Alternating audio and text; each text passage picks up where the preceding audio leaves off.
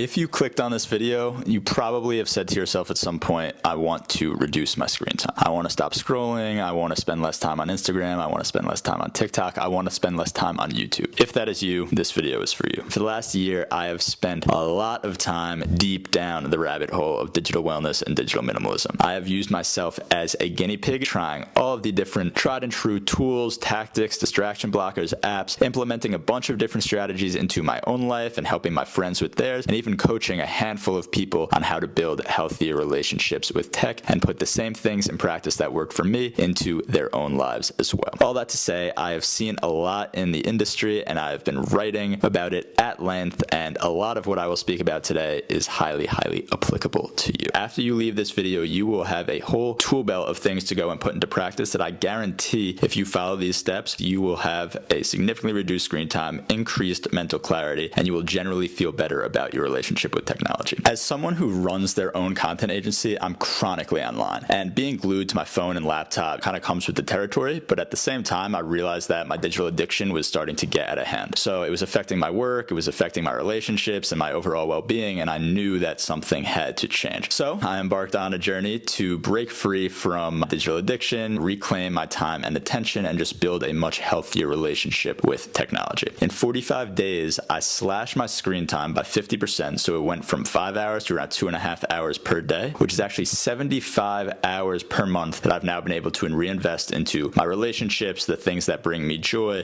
personal health and career goals, and really everything that really rounds me out as a human. And so I actually started to do this with my girlfriend as well, and she did the same, dropping her screen time by 24%, freeing up over 50 hours per day to focus on more productive and fulfilling pursuits. And that is wild when you think about it, and when you look at your screen time and you truly realize how much of your waking hours are spent looking at your phone, looking at social media, doing things that are not actually productive and conducive to you achieving your goals, you start to think about how you can go and optimize for a better, more fulfilled life. And surprisingly enough, as you can imagine, during this period, I got more work done, my sleep improved, I spent more time outside enjoying the good weather, and even a lot of my physical health issues. I have a bad stomach that tends to be triggered by stress. That started to alleviate too, simply by cutting out the amount of time that I spent on my phone. When I first set out to do this, I had some pretty clear goals in mind. So the first one was to eliminate nearly all social media. That meant deleting it off my phone and significantly reducing the amount of time that I spent on it per day and per week. Then the second one within social media was my addiction to Twitter. That was by far and away the biggest problem for me, and it truly had an impact on how I viewed the world, how I felt about myself, and just also how much time it was sucking out of my day to day. The third one was to spend less time mindlessly scrolling and more time doing things that I enjoy. So as an entrepreneur, as someone who has a pretty packed schedule, I already have a lot on my plate, and then adding on the additional scroll time was starting to take away from all the different things that I wanted to do. I used to be someone who had a lot of hobbies, who was really interested and curious and would play around and tinker with a lot of different things, and because of work and because of my scrolling habits, a lot of that went away. So that was something that I wanted to put back into my life. And the fourth one, which kind of sums up numbers 1 through 3, is to improve my mental health and clarity. There is a direct correlation between the content that we consume, the amount of time, and the things that we do on the internet, and how that shapes our belief systems and the way that we feel about both ourselves and just the world around us.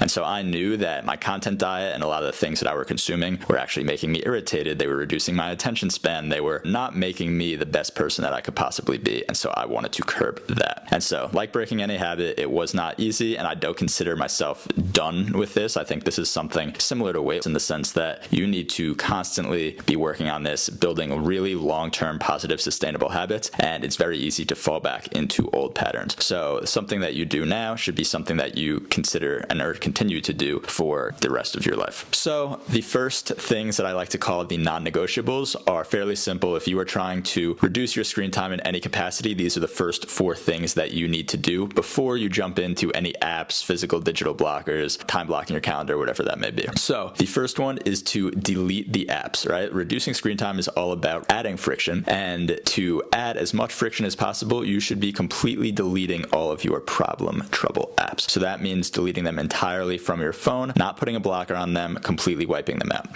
The next one is to delete all of your notifications. We have hundreds and hundreds of notifications from apps that we probably haven't used in years, things like the McDonald's app, news headlines, and a lot of stuff that is constantly pulling our attention that isn't really necessary. So go through your entire notification settings, settings on your phone and eliminate as many notifications as you possibly can. You can even get granular in terms of setting up notifications for certain people when they text you, but turning off other text notifications and things like that in general.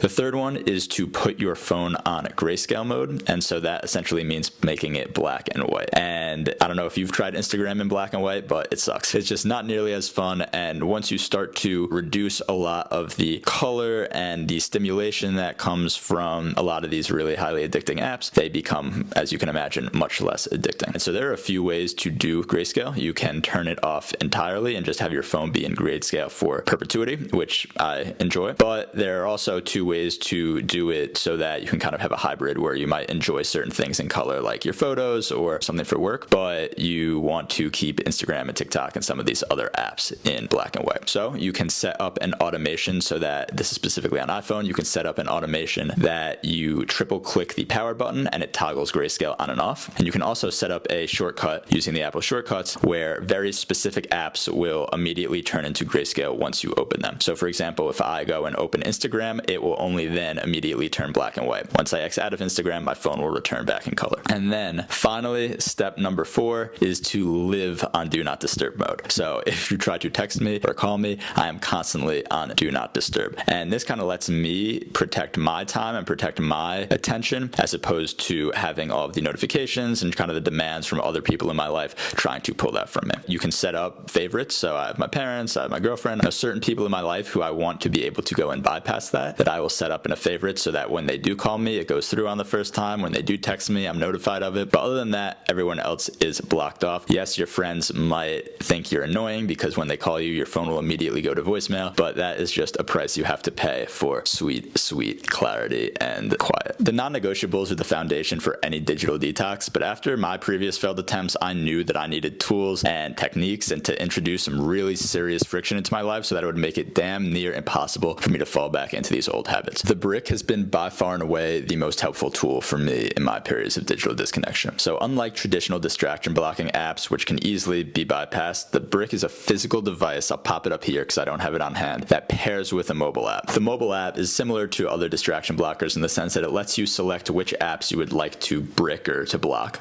And then in order to go and do so, you need to physically tap your phone to the brick, to the physical device in order to activate it. From there, when you try to go into your app, you'll get a screen that says you cannot access, your phone is, there's no option to bypass, you are fully locked out. The only way you can get back in is to tap your phone to the brick, to the physical device to get back in. And that is the beauty. That is a physical device that adds in another layer of friction so that if you leave your brick on your fridge at home, you leave it at your girlfriend's house, and then you are in the office or you are traveling out of state or you are doing whatever you are doing that is not directly with your brick, you're shit out of luck. You cannot get into your apps. And this is probably the largest amount of friction that I've seen from a device outside of going full dumb phone or throwing away your phone entirely that you can add into your life. So the brick is predominantly for your phone, and I know that a lot of people have issues, myself included, doom scrolling on the computer, and so that's where I introduced Opal. So Opal is a simple distraction blocking software. It's one of the largest in the space. They also have a mobile app and a paid plan as well. That's pretty robust. But on the desktop, the Opal works very simply. All you do is you download the desktop app. It has it for Windows and PC. Make a list of apps that you want to block, and you set time limits for when those apps are blocked. So for example, you can set sessions of 9 to 5 during working hours. You can set them for a nighttime routine. You could set them on weekends. And if you try to access a blocked app or a blocked website on your computer, you will not be able to bypass it. If you download a Opal Chrome extension, you can give yourself 15, 20 minutes or set whatever that threshold is to bypass it and get back in. Similarly, you can just go into your Opal app and deactivate the limit if you choose to get back in. So it does provide an element of friction, but there's much less friction than the brick, for example, where you are simply locked out with no control. Even with this smaller dose of friction, Opal's been a lifesaver for my deep work sessions, and it still forces me to think twice whenever I open Twitter on my computer in terms of just giving me the little bit of nudge, like, do you really want to do this? Or the added friction of needing to go open the Chrome extension and then give myself the allotted amount of time that I want to bypass. So the next one is Blank Spaces, and it is a minimalist phone launcher, which there are hundreds of them on the App Store. Honestly, any of them can really work. This one is mostly cosmetic, but I do think it adds a nice touch of minimalism to my lifestyle. So if you haven't heard of dumb phones, they're exactly what they sound down like no social media, no blue light, very limited distractions. A lot of them have the e-ink screens, which I think is really cool. Most of them only offer the basic functions like phone calls, texting, music, maps, like the stuff that you really need. Dumb phones like Light Phone and Wise Phone, which are physical hardware devices that would replace or supplement your existing phone, are pretty expensive, but what you can do is use a minimalist launcher like Blank Spaces to turn your home screen into a dumb phone. So you still have full functionality of your apps. You could still swipe to the right and see all of your apps, but that initial home screen, the initial few apps that you use on a daily basis are completely in plain text, and it's just a lot more boring. So this one isn't like super effective, but it is a fun cosmetic thing that does add in a little friction to your life. All right, so the next one is having your friends, family members, or partner change your passwords. So I'm straight up addicted to Twitter. I've tried everything. Like the Brick helped me keep it off my phone, Opal helped me keep it off my computer, but that was still even too easy to bypass. And I realized that I truly had a problem when every single time I would open my browser, I would subconsciously press T and enter to load up Twitter. Literally like clockwork. And I noticed this, and it was kind of this oh shit moment of wow, something needs to go change. And so what I did is I had my girlfriend change my password and not tell me. So essentially take the key, throw it away, and I had no way of getting in. And that is surprisingly very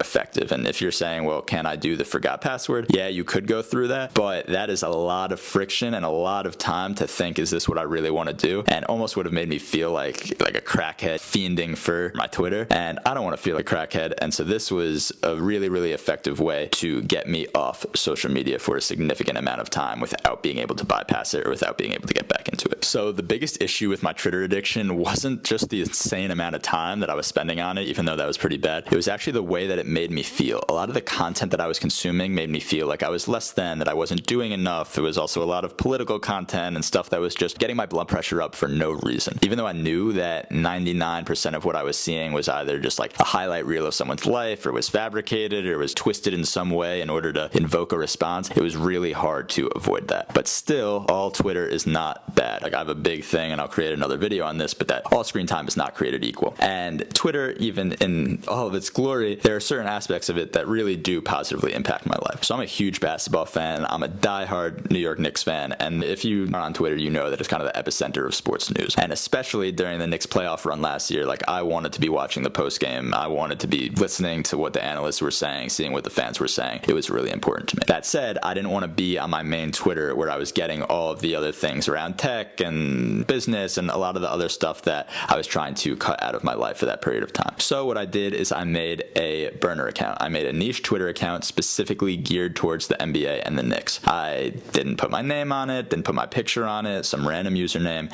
and I only followed around 10 to 12 select accounts specifically geared towards basketball. I did not go on the For You tab. I stayed on the Following tab, and I only log on in very specific periods. In this case, it was like right after the Knick game or right before the Knick game to go and read the commentary. This worked very well because there's a finite amount of information that's coming out from 10 accounts. So once you get through that initial scroll, which might take 10-15 minutes if you're checking it once every 2 days, there's not much else to look through, and because you're not following anyone else, your For You page is kind of dull too. So this was a really easy way to set up different accounts for different interests to reduce the temptation and the likelihood that you go and doom scroll. Bottom line is technology is pretty incredible. The point of this video is not to tell you to become a Luddite, move to the woods, never use social media again. It's not. Tech is definitely a net positive in our lives, and despite what some crazy doomer people try to tell you, there's never been a better time to be alive. So, like I said, don't want you to go live in a cave, but moderation is very important. It's all about being intentional with your relationship with technology, finding the right balance so that your tech serves you and not the other way around, and the burner account is a perfect example of that. So if you're feeling inspired to start your own digital disconnection journey, whether that's putting these practices in for the long haul or just a 30-day digital detox off your favorite and most harmful social media app, I highly encourage you to give it a shot. I promise you, once you start, that is the hardest part, and you will immediately start to see some of the transformations in your life. I will be back with videos every 2 weeks about these topics, and I really want to go deeper than any other creator has gone on a lot of the underlying psychology, the triggers, the industry news and updates, the products that are working and the ones that aren't, an all-encompassing kind of wealth of information on the topic of digital wellness. So if you like this video, please go and like and subscribe. I also write a weekly newsletter where I cover a lot of these topics in depth, many of which will end up going deeper on future videos. So if you want want to get started on the road to digital wellness, I promise you, you are in the right place. And one last thing, if there is anyone in your life you think could use this information or might be interested in this or has a doom scrolling problem, please, please, please send it their way. I'm on a mission to impact as many people as possible, and this video is just the start. So thank you for your attention. I look forward to seeing you next time.